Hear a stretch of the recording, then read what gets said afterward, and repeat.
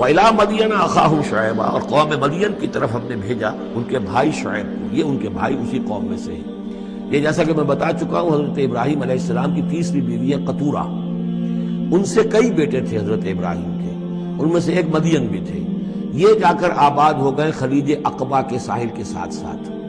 تو گویا کہ مشرقی جو ساحل ہے خلیج عقبہ کا، وہاں یہ قوم آباد تھی. اور ان میں بھی چونکہ وہی کراس روڈ جو ہے، وہ جو ٹریڈ روٹس تھے، کیروان روٹس، جو اوپر سے آتا تھا راستہ فلسطین سے ہو کر اور یمن کو جاتا تھا شمالاً جنوباً راستہ، وہ بھی ان کے پاس سے گزرتا تھا. کیروانز آ رہے ہیں جا رہے ہیں، شمال سے جنوب، جنوب سے شمال. جو مشرق سے عراق سے ایران سے قافلے آتے تھے اور مصر جاتے تھے، یا مصر سے آتے تھے. لہٰذا یہ جو تھے اس وقت کی انٹرنیشنل ٹریڈ کے کیونکہ کراس روڈز کے اوپر واقع تھے، لہذا بہت خوشحال ہو گئے. بہت ان کے ہاں بہت وسعت ہوئی مال اور دولت کے اندر. لیکن پھر وہی گندگیاں ان کے ہاں شروع ہو گئیں. تو وہاں حضرت شعیب کو مبعوث کیا گیا. وَإِلَىٰ مَدْيَنَ أَخَاهُمْ شُعَيْبًا، اور مدین کی طرف ہم نے بھیجا ان کے بھائی شعیب کو. قَالَ يَا قَوْمِ اعْبُدُوا اللَّهَ مَا لَكُم مِّنْ إِلَٰهٍ غَيْرُهُ، انہوں نے بھی فرمایا کہ میری قوم کے لوگوں، اللہ کی بندگی اور پرستش کرو، تمہارا کوئی الہ نہیں ہے اس کے سوا. قَدْ جَاءَتْكُم بَيِّنَةٌ مِّن رَّبِّكُم، تمہارے پاس تمہارے رب کی طرف سے کھلی دلیل آ چکی ہے. فَأَوْفُوا الْكَيْلَ، تو ماپ پورا کیا کرو. اب یہ چونکہ کاروباری یہ لوگ تھے، تو اب ان کے ہاں جو خرابی آئی تھی اس میں یہ ہے کہ پیمانہ کم ناپ رہے ہیں، کم تول رہے ہیں. بلکہ یہ بات بھی ذہن میں رکھیے، پری ابراہمک جو تینوں قوموں کا تذکرہ قرآن مجید میں آیا ہے، جو قوم نوح، قوم ہود، قوم صالح، ان میں سوائے شرک کے اور کسی خرابی کا تذکرہ نہیں ہے. یعنی ابھی انسانی تمدن اتنا سادہ تھا کہ اور گندگیاں ابھی پیدا نہیں ہوئی تھی. انسان فطرت کے قریب تھا. ابھی وہ پیچیدگیاں جو تمدن کے ساتھ بڑھتی ہیں اور گندگیاں جو اس کی وجہ سے پھیلتی ہیں وہ نہیں آئی تھی. لیکن یہ کہ قوم لوط، یعنی جس کی طرف حضرت لوط کو بھیجا گیا، ان میں یہ سیکسول پرورشن جو سب سے بڑی یہ بنیادی جو خرابی آئی ہے پہلی، وہ اس قوم میں آئی. اور نمبر 2 جو خرابی آئی ہے وہ مالی معاملات میں دھوکہ اور فریب اور کم تولنا اور کم ماپنا اور لوگوں کا مال ہڑپ کر جانا. یہ ساری چیزیں ہیں جو قوم شعیب کے اندر یعنی قوم مدین کے اندر آئی ہیں.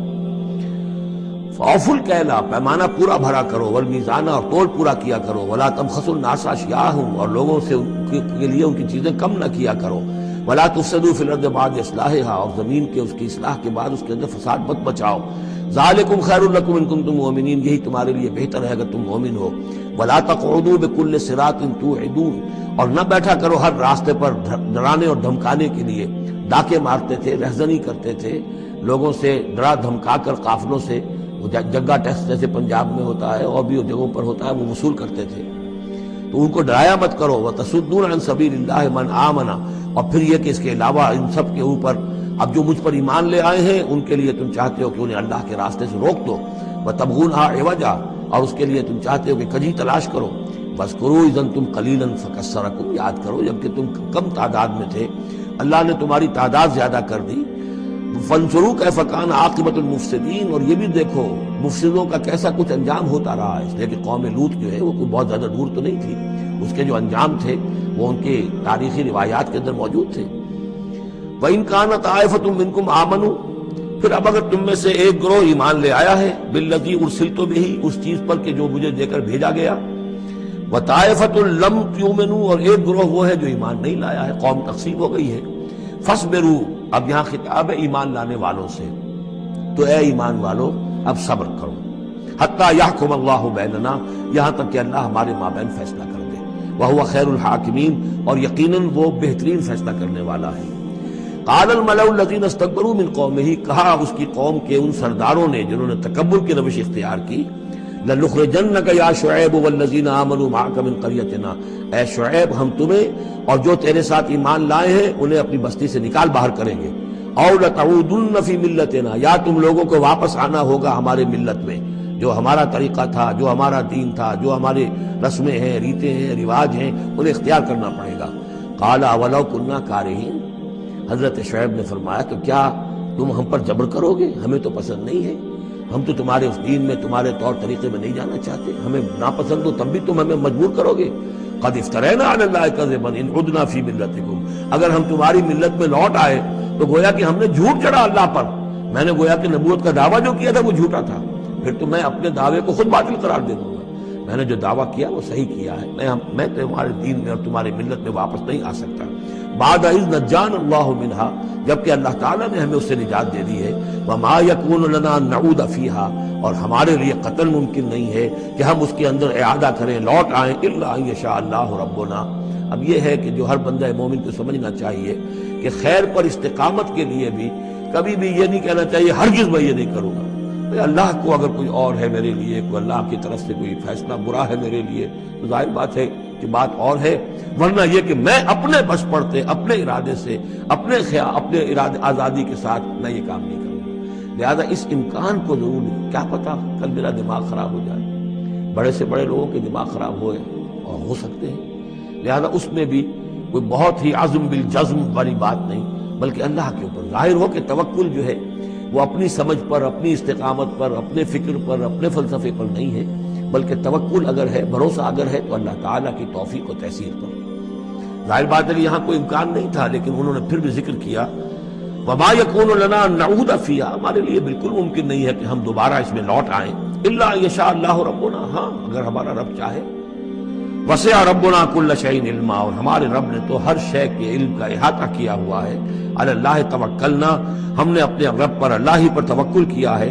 ربنا افتح بیننا و بین قومنا بالحق، اے رب ہمارے فیصلہ فرما دے ہمارے اور ہماری قوم کے مابین حق کے ساتھ۔ وانت خیر الفاتحین، اور یقیناً تو بہترین فیصلہ کرنے والا ہے۔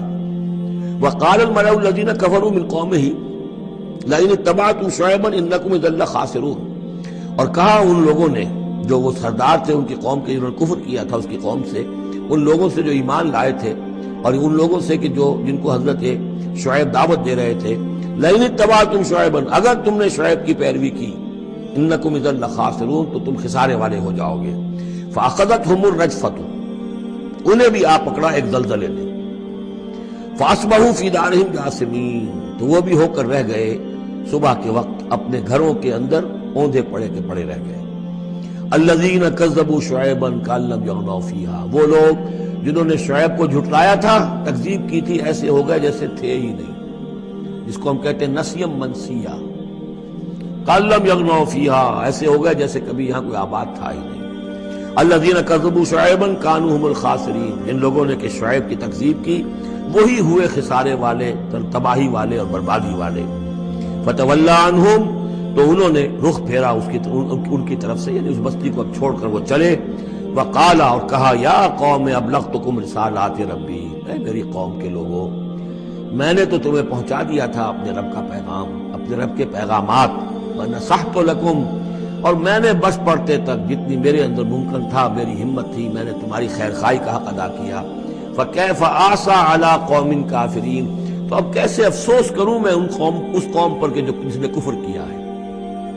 یہ الفاظ بول رہے ہیں کہ شدید افسوس ہے، رنج ہے، غم ہے، اپنے دل کو ڈھارس دے رہے ہیں۔ فکیف آسیٰ، غم تو ہے، اس لیے کہ نبی بہت شفیق ہوتے ہیں، رحیم ہوتے ہیں، ان کے دلوں کے اندر ابنائے نو کے لیے ہمدردی ہوتی ہے، لہذا وہ اپنی قوم کو جب دیکھتے ہلاک ہو گئی ہے تو اس کے صدمہ تو ہوتا ہے، لیکن یہ کیف آسا، جب میں نے تو جو کچھ میں کر سکتا تھا میں نے کر دیا تھا، تمہیں خبردار کر دیا، تمہیں ہر طریقے سے اپنے رب کے پیغامات پہنچا دیے، اب میں کروں تم پر کوئی غم کروں تو کیسے کروں، جبکہ فی الواقع وہ غم ہے۔